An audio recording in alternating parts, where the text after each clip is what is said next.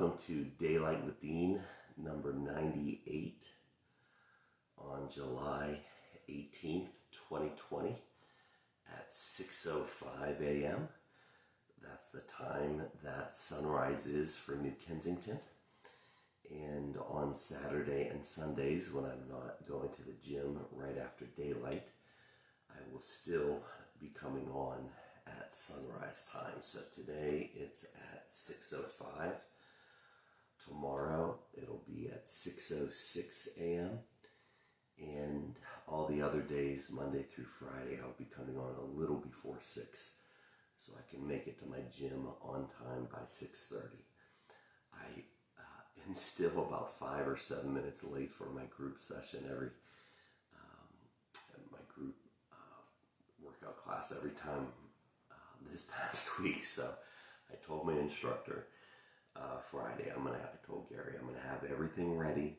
I'm gonna be dressed, ready to go to the gym. The only thing I'm gonna have to do is when I finish daylight, just turn everything off, and I will be on time. He's like, oh, don't worry about it. But I don't like to be late. So welcome to daylight. All right, here we go. First sip of the morning.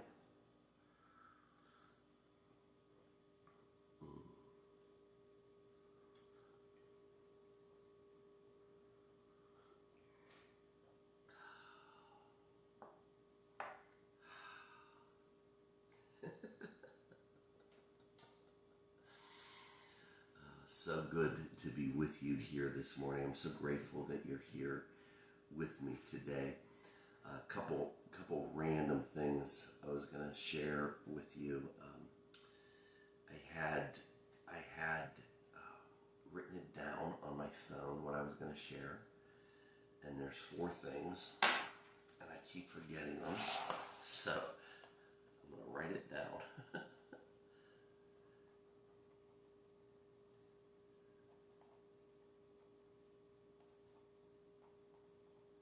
Go. I got it now.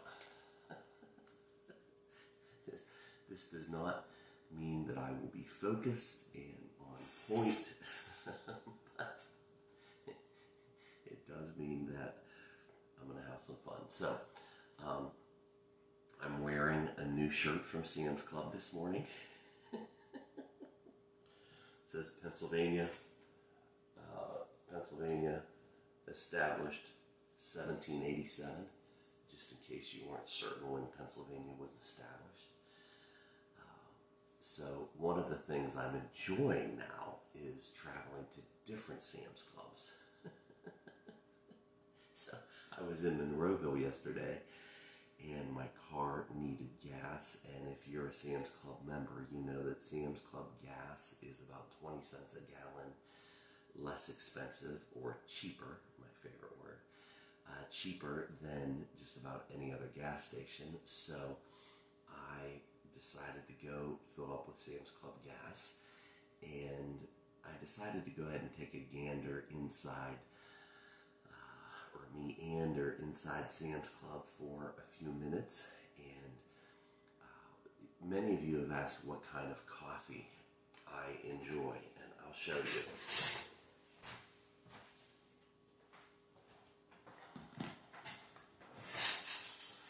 This is our old standby. It's Dunkin' Donuts Original Blend breakfast coffee that they sell at Sam's Club for $17.98 for 2 pounds, 13 ounces. And I was running low. I had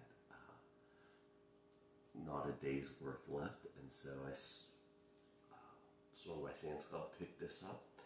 And I've been having so much fun with my Sam's Club wardrobe. I decided to look a little harder than normal because the summer shirts that they have at the Tarentum Sam's Club, they don't have in Monroeville. So I went and found this one, and it was marked down. It was like $8. And very excited about this. And so that was my Sam's Club find. And then the coffee, the shirt out. And then, you know my issue with finding the right gift, right? We've been over this with my grandson and his wagon and how well that came together. Well, for Father's Day, for my son-in-law, on his first Father's Day, we found the perfect gift for him. I mean, it was the perfect gift. However, we found it in March, right at the beginning of the pandemic, and it was a monster rock and roller speaker about this big, and we have one. And like in February, he was over at our house and saw ours and just was crazy about it. He thought it was the coolest thing and was so pumped about seeing it and just thought it was so cool. And so Leslie and I made a mental note, we're gonna get this for him. So in February, it felt a little too far out. In March, man,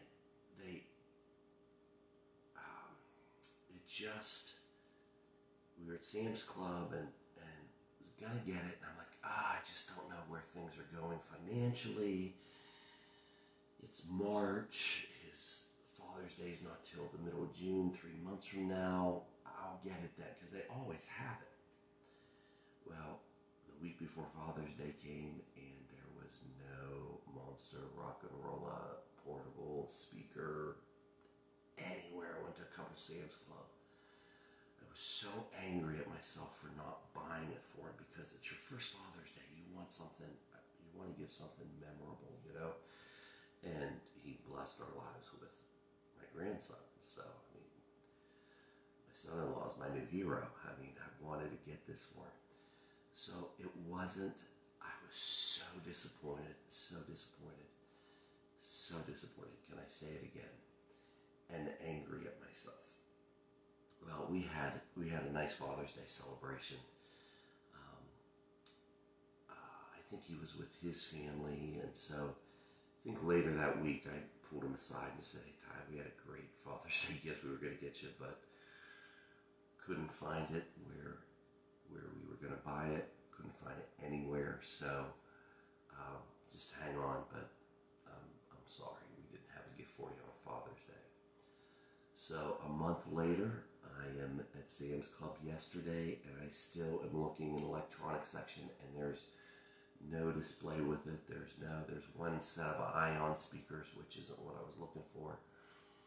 And then I came around the corner, and there it was, all by itself, sitting on a shelf without a price tag. It looked like it had been returned, and it was the best, most up-to-date, redesigned Monster Rock and Rolla speaker, like, of all time. Didn't even matter how much it cost. It didn't have a price tag, but I didn't even look for one. I mean, it just was like, picked it up. As a matter of fact, I couldn't find a cart because I just went in to get the coffee.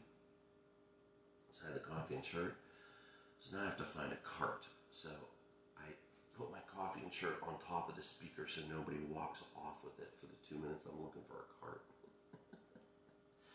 I get a cart that was left nearby, and I realized why it was left nearby after I got it, because one of the wheels didn't work and it kept pulling to the left. So I threw that speaker in, got the coffee, got the shirt in, made a beeline for the cash register, and bought it, brought it home, texted my daughter to see if Tyler was working today. He works at Verizon Wireless at the Pittsburgh Mills Mall in Tarentum. So if you're looking for a cell phone, go see Tyler there. And I asked her if he was working, and she's like, "No, he's off today." I was so excited. I said, "Is he home?" She said, "Yes." "Why?" I said, "I'd like to stop by." She said, "Fine." So a little bit later, I stopped by, carried it to the front door, put it on the table on their front porch, knocked softly on the door, just because I didn't want to wake up my grandson if he was sleeping. And he came, and he's looking at me, he's like, "So what's up?" And I said, "Happy Father's Day." And he looked at me like, what do you mean? So I directed his vision to the speaker, He's like, what? He went bonkers. He was so excited. I've never seen my son-in-law so excited in my life. And I have some bell that's dinging, and I don't know what that is.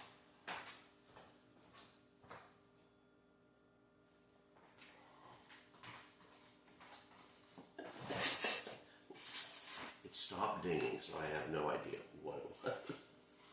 That's 2 times I got up and down during daylight today. I'm a little amused. I need some more coffee.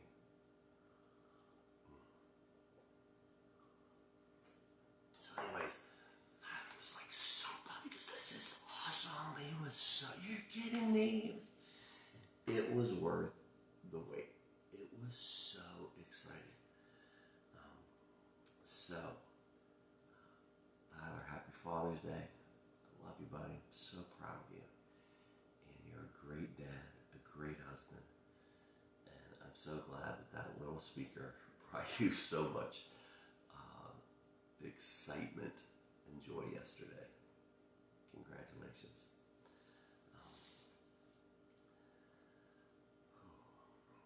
Another shirt story. When I was preaching Thursday, I asked my wife, what shirt do you want me to wear? And she picked my blue shirt that I've worn before when I've preached, so you'll recognize it. And she said, this one looks best. I said, great. And it's the same shirt that I like so much I bought 2 of because I had a little snag on it that I thought was going to ruin it. I was able to get the snag out, but at $15.95 I bought 2 of them. So I went out and preached the first half of the message. And the way we've been recording it, we preached the first half of the message. Then during the sermon on Sunday, on the video, we show a video clip of something. And then I have the second half of the message. So I record the sermon in 2 parts. And there goes that ding again. I'm not sure what that is. We record the sermon in 2 parts.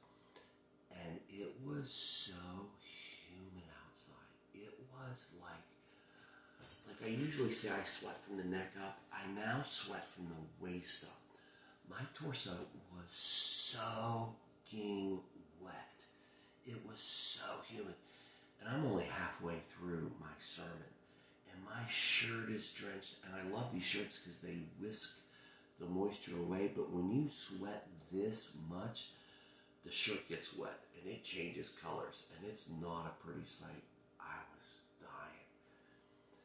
And then I realized when I broke at the end of the first part of the message that I had a clean, fresh shirt that looked just like it inside, the exact same shirt.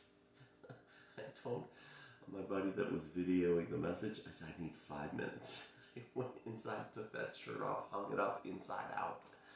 Stood under my fan, got a towel, dried all off.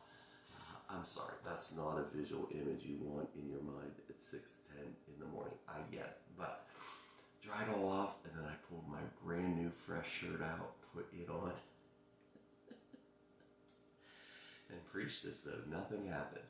And by the end of the second part of the sermon, my shirt was totally drenched again. So I'm not sure if you'll be able to tell in the video on Sunday, but when you're watching the sermon, you might want to look for it for a little added amusement.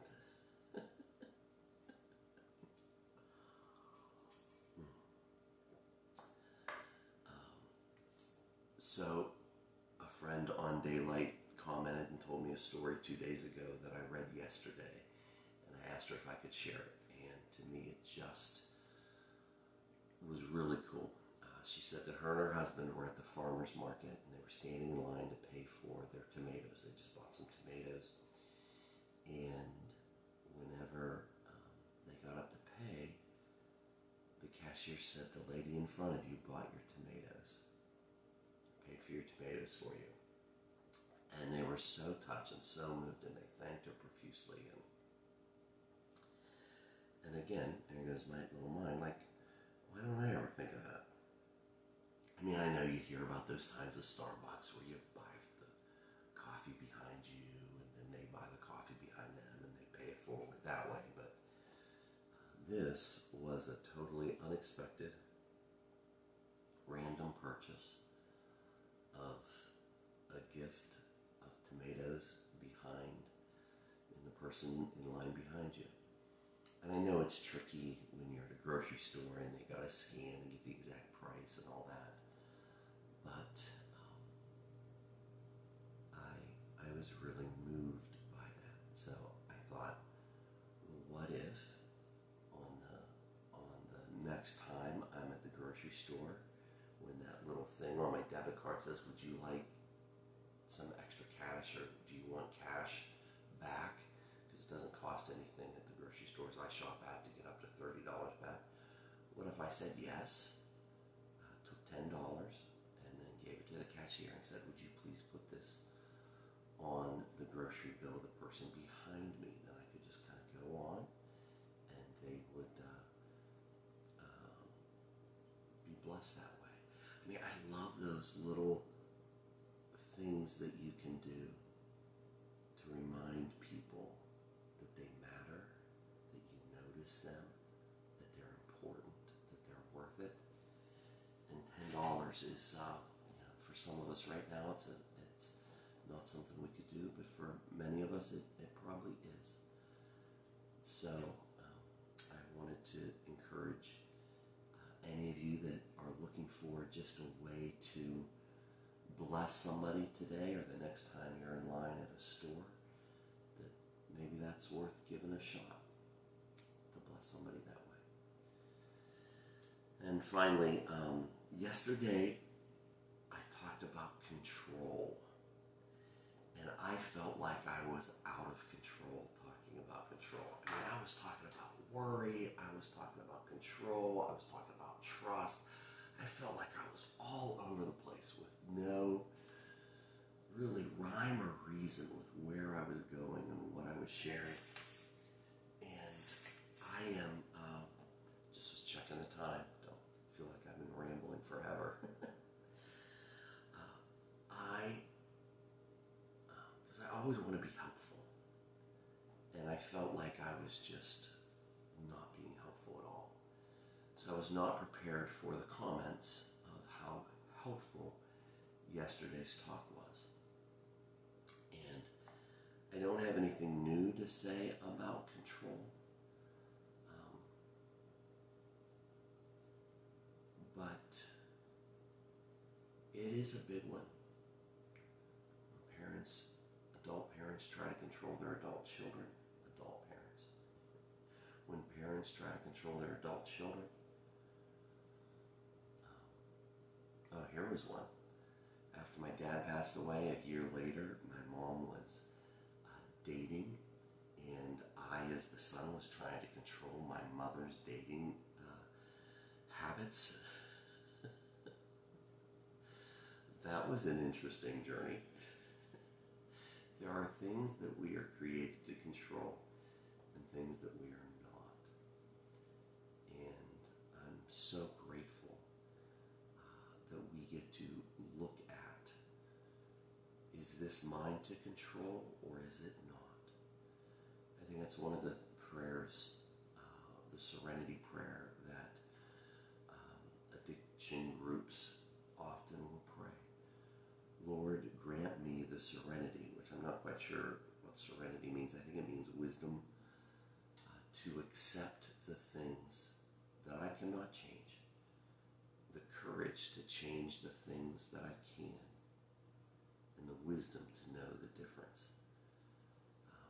So I'm sure serenity doesn't mean wisdom, because it would say wisdom twice in the same prayer. So, but oftentimes I look at when my spirit is just worked up and anxious, and I just ask myself, what are you trying to control that is not yours to control?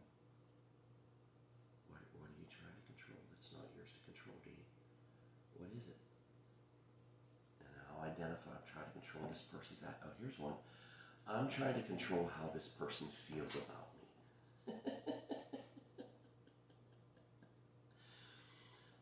I'm going to go a little bit long this morning because I feel like I'm feeling it this morning. So I had that feeling just yesterday.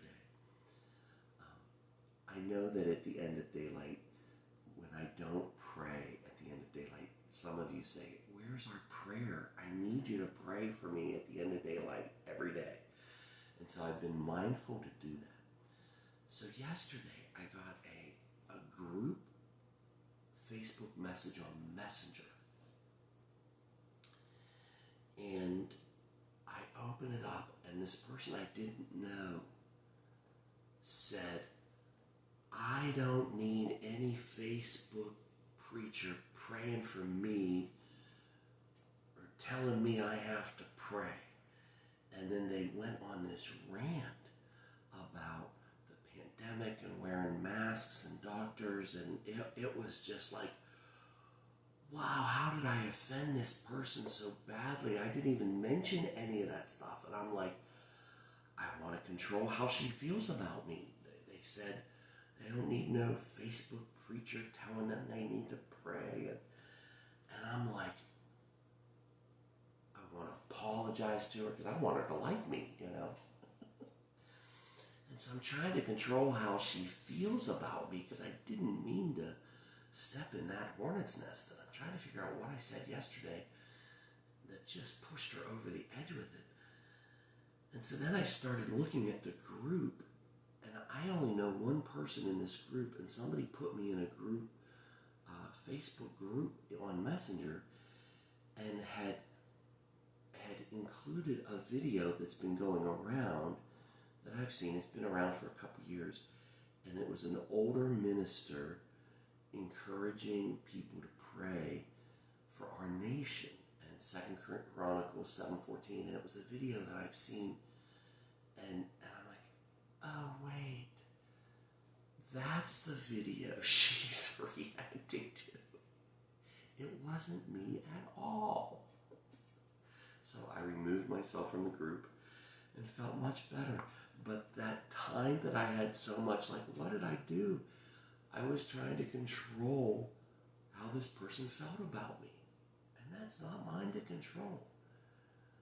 And then when I found out that I was reading the whole situation wrong, I was so relieved. So whenever my spirit gets anxious, I just ask myself, what are you trying to control that's not yours to control? Or I ask myself, what are you not controlling that is yours to control? I shared in small group this past winter that I started putting on weight probably in my late 20s, early 30s. Just started noticing my body, my metabolism, everything was changing. And I was always that tall, skinny, blonde-headed kid, so I didn't know like what was going on. I remember as a kid being afraid I would get heavy. And my dad was a very tall, but he had put on dad weight. You know, he was heavy. And I remember one Sunday morning just being so worried about that at church. And I talked to my dad about what was bothering me. He said, son, you are never going to get fat. You're never going to be heavy. Look at you. You're fine. So I stopped worrying about it. Well, then when I started putting on weight, I didn't do anything about it. And I changed careers from diving for golf balls when I was physically active and lifting hundreds of pounds of golf balls, thousands of pounds of golf balls regularly. I didn't do anything about it. And I didn't start exercising. I moved to being a pastor when I became very inactive. And so I confessed to my, 20 years later, time 30 on, I confessed to my small group that I think about my weight every minute of every day that I'm alive. And they're like, what? And I said, I do. It's on my mind. I feel shame about it. I feel guilt about it.